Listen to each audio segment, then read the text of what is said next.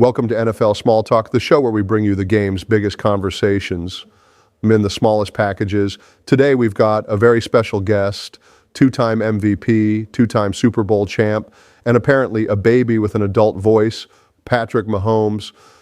Thanks for joining us, Pat. Thanks for having me, Peyton. I've been interviewed a lot, but I've never had chubby cheeks and a sippy cup while doing it. That's how we keep things professional around here. Let's get right into it. You've got one of the best reputations in the league for reading defenses. When you line up under center, what's the first thing you're scanning for? Usually I start with the safeties. They'll tell you a lot. If both are deep, maybe it's cover 2 or 4. If one is creeping up, it could be single high or blitz. Then I check the corners, their stance, where their eyes are, how heavy they're leaning. It's all little clues like poker tells.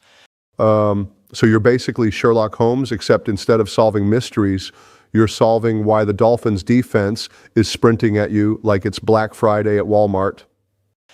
That's one way to put it. Okay.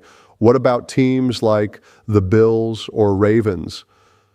They're known for rotating coverages late, trying to confuse quarterbacks. How do you deal with that?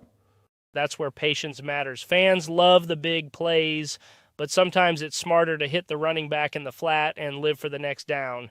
If you try to force it, you're basically inviting the defense to make a highlight out of you. Which nobody wants, unless you're Daniel Jones. Then it's like a yearly tradition. Well, I didn't say it. You've also got that signature no-look pass. Be honest, how much of that is film study and how much is just backyard football swagger? It's both. Defenses are trained to watch the quarterback's eyes. If I look left, that safety is moving left.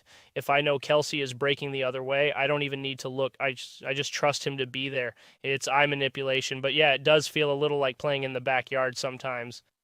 And it looks like magic. Defenders must hate it. Somewhere there's a cornerback watching film thinking, this dude threw a pass behind his head and my coach is yelling at me. Hey. Yeah, I've heard a few complaints. Now, here's something I'm curious about. You get blitzed a lot. Defensive coordinators are basically throwing the kitchen sink at you. What's your thought process when 7 guys are charging in like they're late for a huge sale on jock straps? First, I know I have to get rid of the ball fast. Second, I know somebody's open. If they're sending 7, that means someone doesn't have coverage. The challenge is finding that guy before you get flattened. So basically, 1 Mississippi, 2 Mississippi, oh no, Chris Jones is on defense now and he's sacking me. Something like that.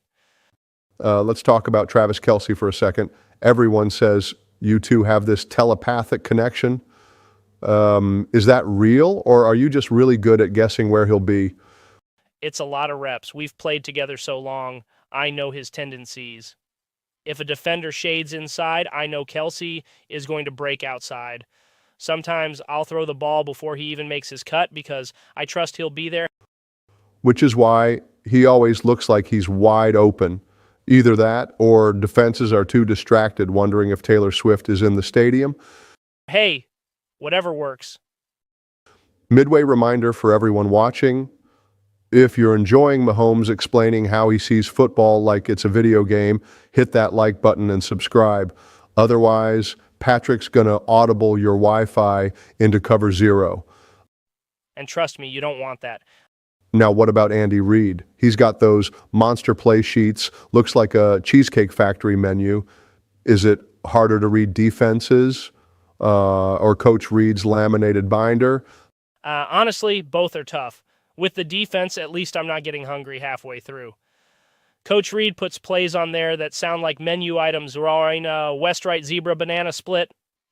No wonder you're smiling in the huddle. You're just thinking about dessert. Exactly. All right, last one. If you had to give young quarterbacks one tip about reading defenses, what would it be? Don't get greedy. Everyone wants the highlight play, but defenses want you to force it. Take the short gains, stay patient, and when the big shot is really there, that's when you hit it. Great advice. And Pat, thanks for breaking it down with us while looking like you just finished nap time. Anytime, Peyton. Thanks for having me. That's it for this episode of NFL Small Talk, where superstar quarterbacks look like toddlers but still outsmart NFL defenses Make sure to subscribe and come back next time when we ask a defensive lineman what it feels like to sack a baby. Spoiler, probably illegal.